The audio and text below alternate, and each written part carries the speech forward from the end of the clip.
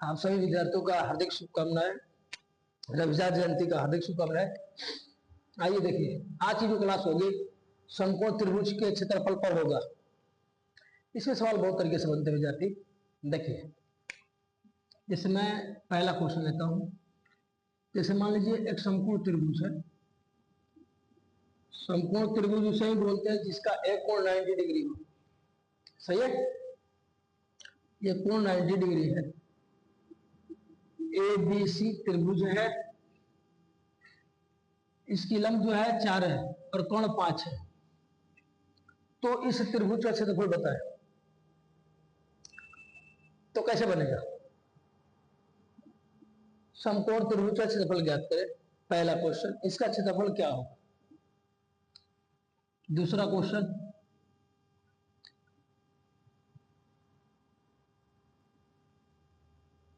ये भी त्रिभुज एबीसी है जिसका एक एंगल एक कोण 90 डिग्री है। बोले किसी को डाउट हो रहा है क्या? नहीं डाउट होगा। आइए देखिए, मान लीजिए ये 5 है और ये 12 है। तो इस समकोण त्रिभुज का क्षेत्रफल क्या होगा? तीसरा क्वेश्चन,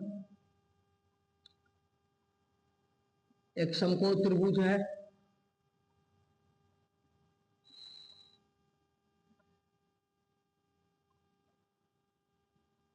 ये 8 है, 17 है।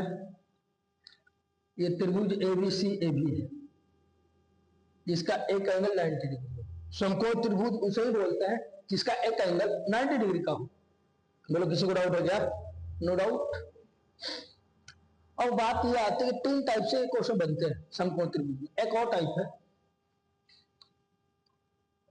है क्या? यही 3 टाइप है। देखिए कैसे बनते हैं। तो सबसे पहले आप लोगों को एक बात याद आनी चाहिए। देखिए, कोण स्क्वायर बराबर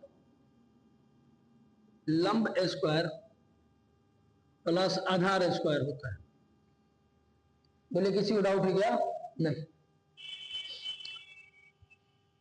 समकोण त्रिभुज का जो फॉर्मूला होता है, समकोण त्रिभुज का क्षेत्रफल जो होता है 1/2 आधार गुणे ऊंचाई, आधार गुणे ऊंचाई, जिसको आधार को बेस और ऊंचाई को हाइट बोलते हैं। सही है। आइए देखिए, अब एक ही क्वेश्चन को सॉल्यूशन करते हैं, बढ़िया से कंसेप्ट क्लियर होगा। इधर देखिए,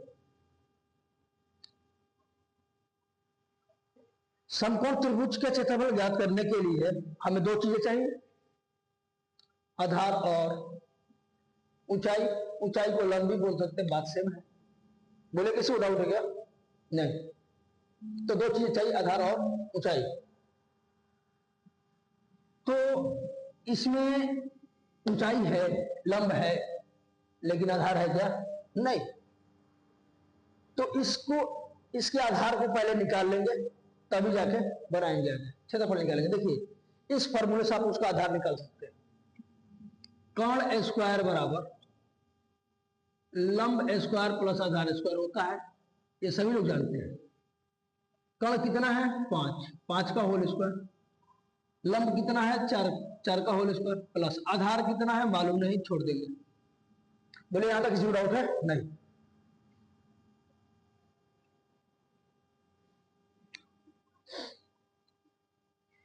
पांच का होल स्क्वायर विद्यार्थी 25 होता है और 4 का होल स्क्वायर 16 होता है, आधार स्क्वायर।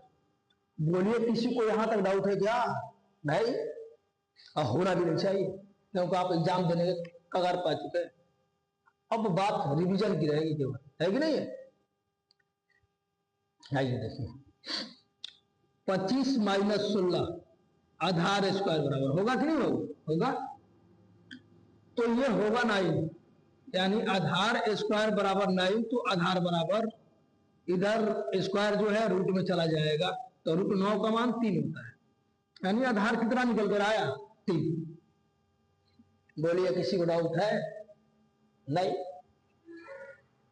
तब आप त्रिभुज एबीसी जो समकोण है का क्षेत्रफल जो होगा, फॉर्मूला होता है 1/2 आधार गुणे ऊंचाई।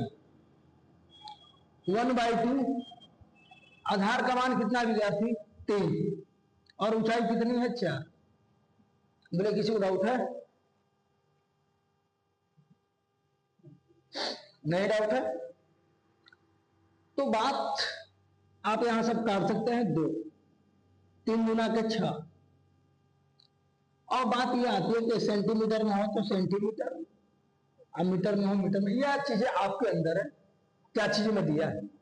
मेरा काम है कम सबको समझाना, है कि नहीं।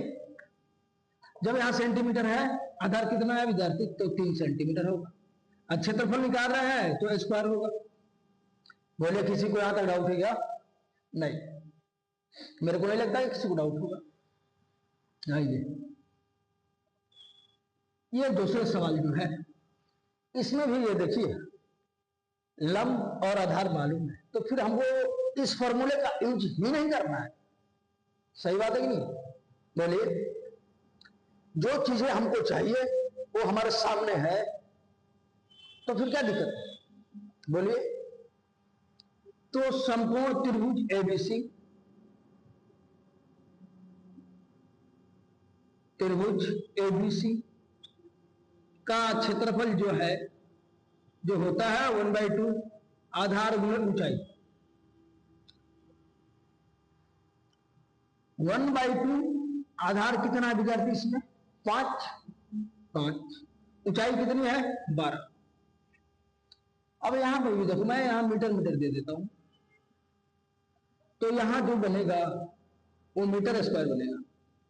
6 दूना 12, 6 5 30 मीटर स्क्वायर आंसर।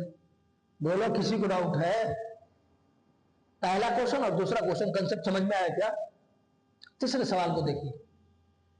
मैं बोला कि समकोण त्रिभुज का क्षेत्रफल ज्ञात करने के लिए हमें ऊंचाई और आधार चाहिए। बोले सही है ना? क्या इसमें आधार तो है लेकिन ऊंचाई है क्या? नहीं है, कण दिया हुआ है। तो आप इस फॉर्मूला का यूज कीजिएगा, कण स्क्वायर बराबर लंब स्क्वायर प्लस आधार स्क्वायर। बोले किसी को डाउट? No doubt. कण का मान कितना है 17, 17 का होल स्क्वायर। लंब मालूम ही नहीं है मेरे को तो वैसे ही छोड़ देंगे। आधार 8 का होल स्क्वायर। बोलिए किसी को डाउट है? नहीं डाउट। 17 का जो होगा 289 लंब स्क्वायर प्लस 64। मैं एक बात पूछूं तो लंब स्क्वायर बराबर इधर 289 माइनस 64 होगा क्या?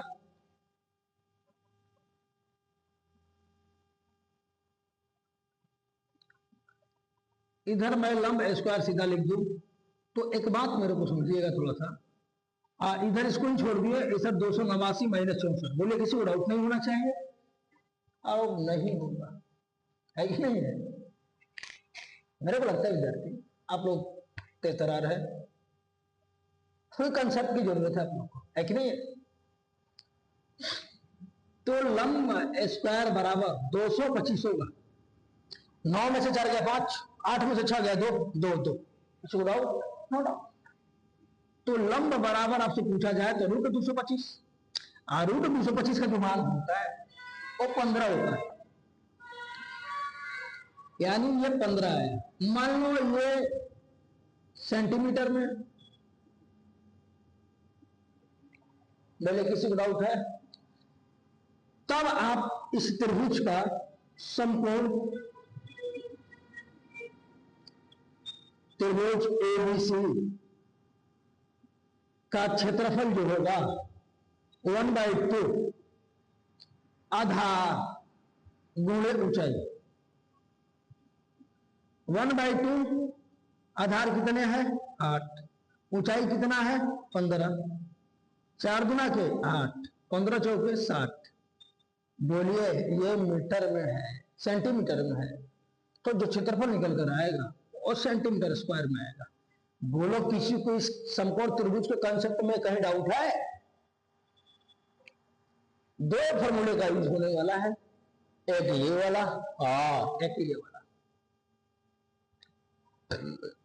आपसे सवाल समकोण त्रिभुज का क्षेत्रफल ही नहीं पूछता, आपसे ये भी सवाल पूछी जा सकती है कि समकोण त्रिभुज में लंब और आधार मालूम हो तो कोण का मान बता दो, या आधार और लंब मालूम है तो कोण का मान बता दो। या अगला सवाल ऐसे भी हो सकता है कि कोण और लंब मालूम हो तो आधार बता दो। मेरे कहने का मतलब है आपसे कुछ भी पूछा जाए आप अच्छे से बता सकते हैं। तो ऐसे पढ़े।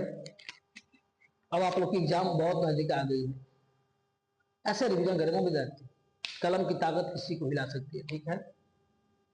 तो मेहनत जबरदस्त करें और अपने मेहनत के ऊपर बहुत विश्वास करें।